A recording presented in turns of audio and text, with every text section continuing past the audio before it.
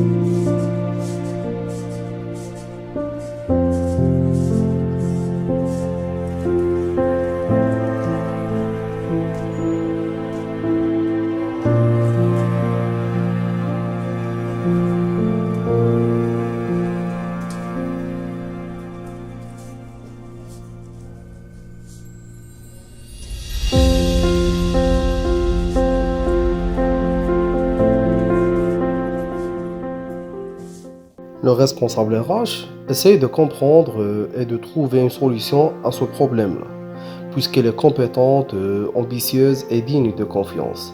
L'entreprise peut-elle sacrifier ses efforts et ses capacités? Iman et Nora sont parmi les salariés démissionnaires.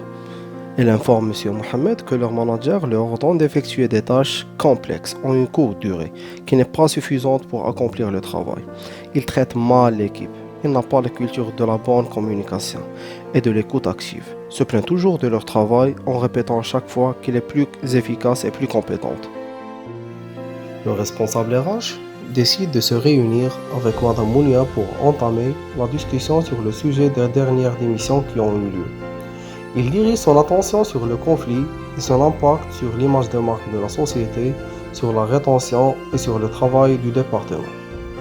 Madame Mounia lui explique que ses salariés sont feignants et ne finissent jamais leur travail à temps. Elle ajoute qu'elle est capable d'accomplir leurs tâches correctement et plus efficacement. Et à son avis, la société n'a plus besoin d'eux et leur démission ne changera rien.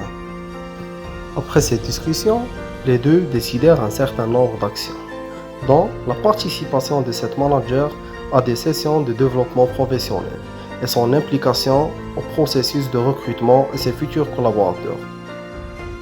Le responsable RH informe la direction générale sur la situation en lui sollicitant son accord pour les sessions de coaching et la nécessité de mettre à jour le processus de recrutement. Après une période, personne de nouvelles recrues n'a démissionné. Le travail en équipe s'est nettement amélioré dans le département financier.